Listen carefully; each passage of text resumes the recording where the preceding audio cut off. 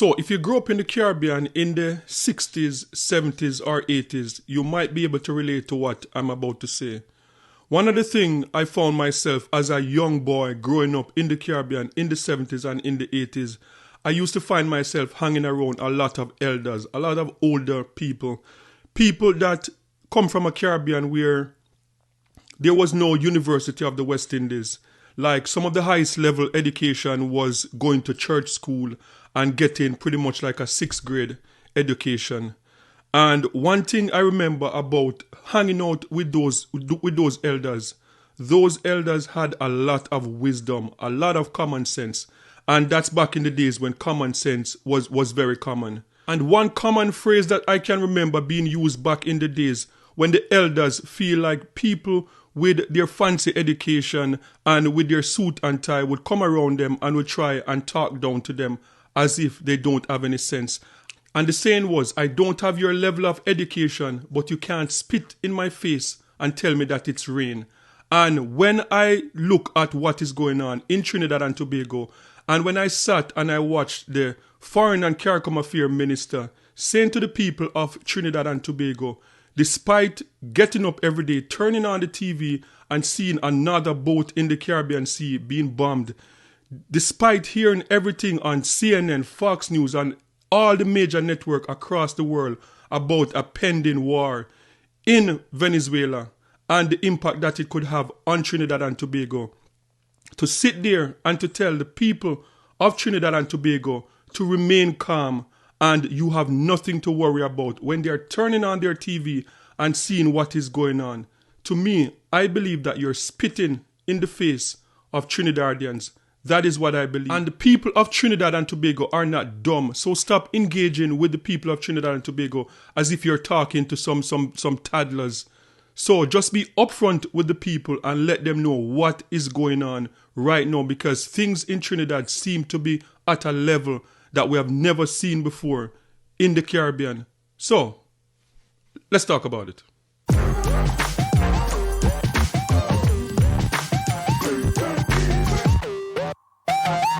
So anytime anyone from this administration is sitting in front of any reporters that are asking real questions that the people of Trinidad and Tobago want to hear, you see them get real uncomfortable.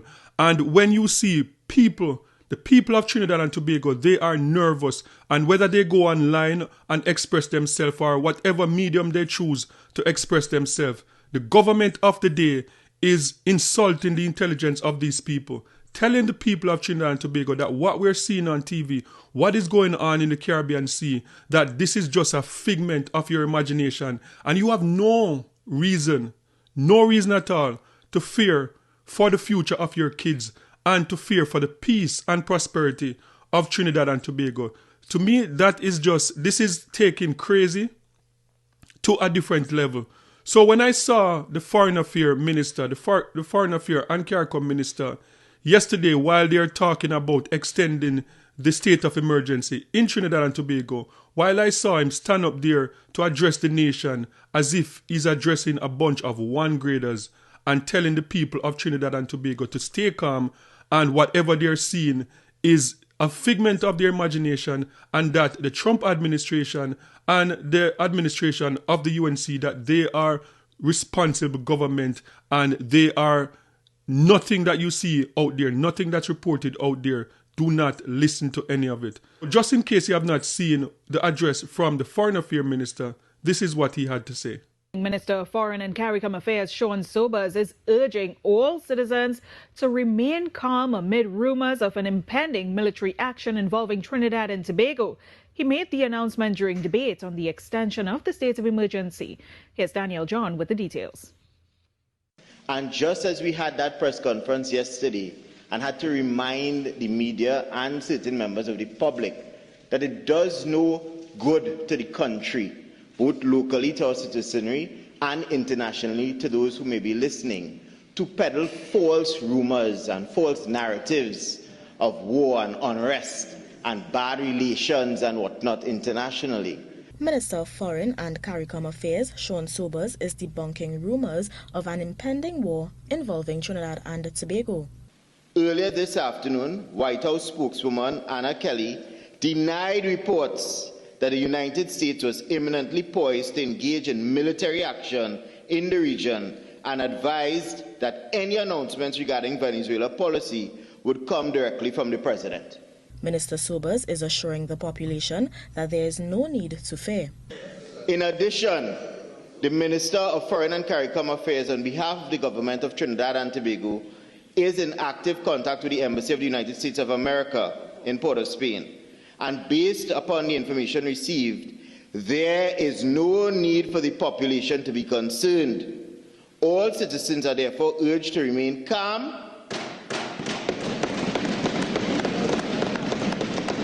The United States of America, through its Southern Command, is in fact, just like we are here, a responsible administration.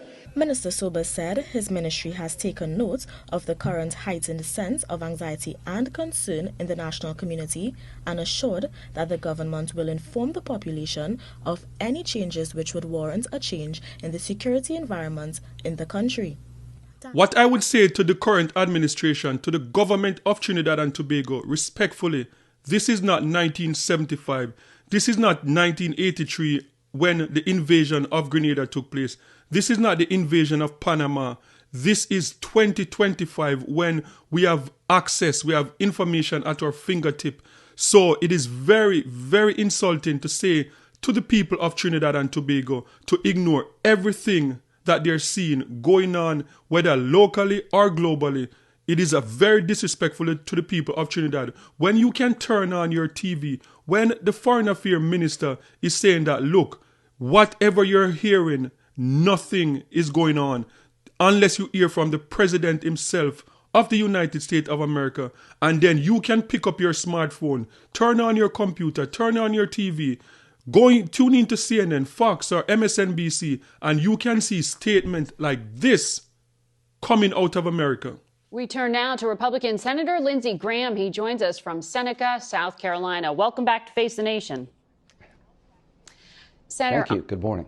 On Friday, Defense Secretary Hegseth ordered the deployment of the Navy's most advanced aircraft carrier, the Gerald Ford, to Latin America. President Trump was asked if he planned to ask Congress for a declaration of war. Take a listen. I don't think we're going to necessarily ask for a declaration of war. I think we're just going to kill people that are bringing drugs into our country. Okay? We're going to kill them. You know, they're going to be like dead. You don't need an aircraft carrier to hit drug boats. Are land strikes planned? Yeah, I think that's a real possibility. I think President Trump's made a decision that Maduro, the leader of Venezuela, is an indicted drug trafficker, that it's time for him to go, that Venezuela and Colombia have been safe havens for narco-terrorists for too long. And President Trump told me yesterday that he plans to brief members of Congress when he gets back from Asia about future potential military operations against Venezuela and Colombia. So there will be a congressional briefing about a potential expanding from the sea to the land. I support that idea, but I think he has all the authority he needs. Senator Gallego on another network accused President Trump and our military of committing murder by attacking these drug boats. To our men and women in uniform, you're not murdering anybody. You're making America safer by going after a narco-terrorist. You're following lawful orders. When President Bush 41 took Ortega out in Panama, Reagan went into Grenada to deal with the Cuban influence from Grenada in our backyard. He has all the authority in the world. This is not murder. This is protecting America from being poisoned by narco-terrorists coming from Venezuela. Lately, when I turn on my TV and I see what is going on with this whole thing in the Caribbean Sea, I feel like I'm in the twilight zone because this just don't make any sense. It makes absolutely no sense. And the crazy thing about what is going on is I've been following this from day one, and I'm following news sources from all over the world. And there's even a new news source that what they do, they track news from all over the world and tell you what is fake from what is real. And they also tell you what is like conservative views and liberal views. And overwhelmingly, roughly 90% of Americans do not believe that this is a war on drugs. Most Americans are saying that this does not make sense. So to see the administration in Trinidad and Tobago, one of the few, the only administration really pushing this as if this is real, saying that this is really a war on drugs.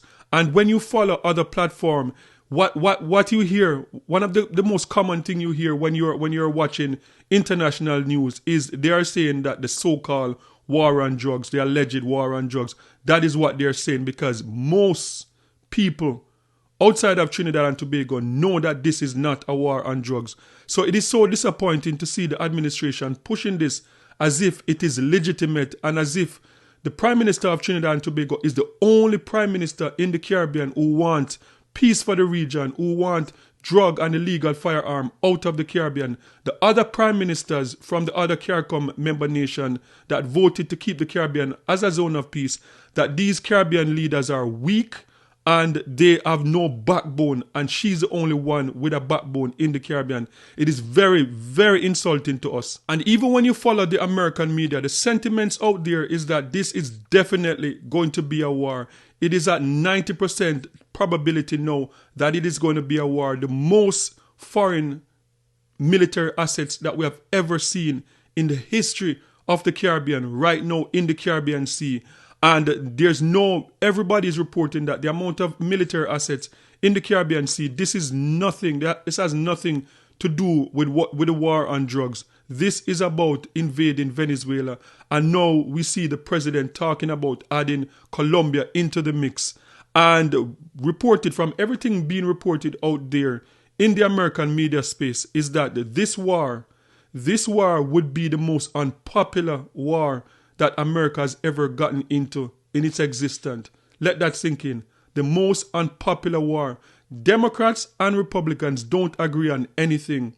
But right now, Democrats and Republicans overwhelmingly agree that America does not need to get in another war, that Venezuela poses no threat to the United States of America, and this would be a big mistake, a big waste of taxpayers' dollars to go into Venezuela and to try and start a war just to overthrow the Maduro government. Most people in America believe in that right now, whether Democrats or Republicans. Most Americans right now do not want to see America in another war.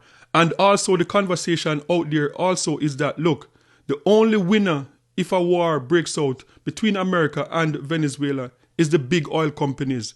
The biggest loser in this, Trinidad and Tobago and Guyana.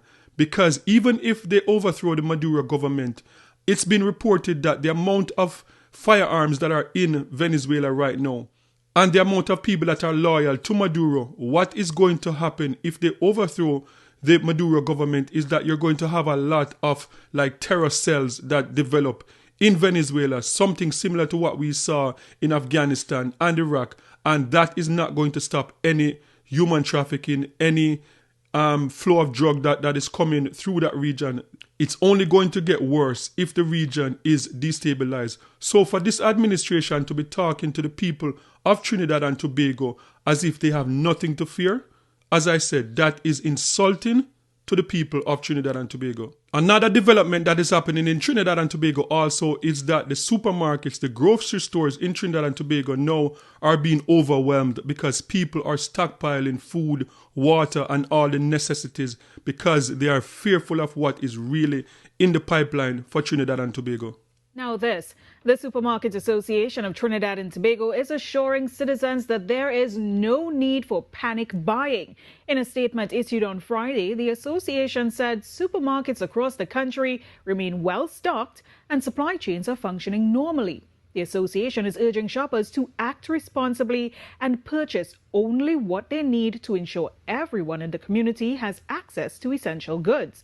It also noted that supermarkets will continue working closely with suppliers to maintain consistent availability of all items and thanked the public for their calm and cooperation. The last time we saw a report like that, do not panic and do not go to the supermarket and overshop, was not even 5 years ago with this whole pandemic. And look what happened then. We were told that, look, do not, this is nothing to worry about.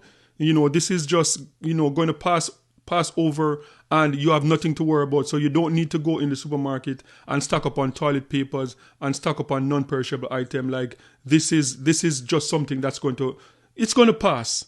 And we were stuck in almost 3 years of the world pretty much locked down, people working from home and food prices skyrocketing. So I know that people who are out there already determined that they're going to stock up. This news is not going to do anything to change their mind. So before I close out this episode, I just want to make a final appeal to the government of Trinidad and Tobago, because I know people are watching. I know because the member of parliaments, they always seem to be quoting people that are online talking about what is going on in Trinidad and Tobago, and they are calling these people misleading and false information, putting false information out there. But everything that we have seen online so far that people have been talking about, it's coming to fruition. So this is not a lie. People have been talking about a pending war, and now it's at our doorstep. So my appeal to the government of Trinidad and Tobago, I believe that it is not too late. We have CARICOM for a reason, where we have a group of CARICOM island nations that can sit together, call an emergency meeting with the heads of CARICOM, the heads of government, and let them reach out to Venezuela, because we can't stop America and Venezuela from getting into a conflict. But what I believe that it's not too late to do is to sit down with the government of Venezuela and to work this thing out, so that when this war kicks off, that Trinidad and Tobago the people of Trinidad and Tobago don't become casualty of this war. Because one thing I can tell you for sure, since the last time America was really impacted by a war was the War of 1812, when the American went at war with the British and the Canadian government. That was the last time America felt the impact of war right at their doorstep, where civilians in America was affected. Every war after that was fought off the land of America. So the people that are affected are soldiers and people that signed up to go fight war. But one thing for sure is that from every prediction that we're seeing right now, citizens of Trinidad and Tobago, citizens of Guyana could be impacted by this war. Not people that signed up to go to war, not soldiers.